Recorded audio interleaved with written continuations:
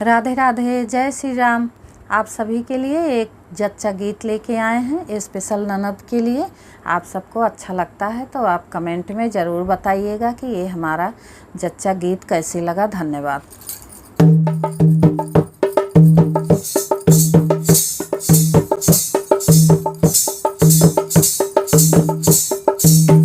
ननदी फेरई माला हमार पिया, ननदी फेरई माला हमार पिया, ननदी फेरई माला हमार पिया, ननदी फेरई माला हमार पिया।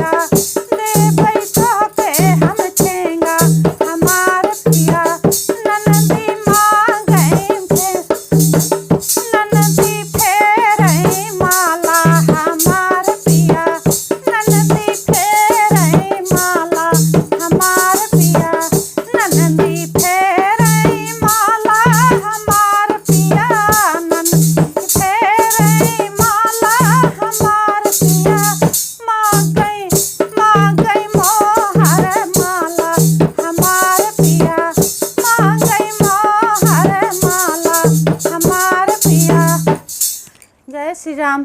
आप सबको पसंद आता है तो कमेंट में ज़रूर बताइएगा। धन्यवाद।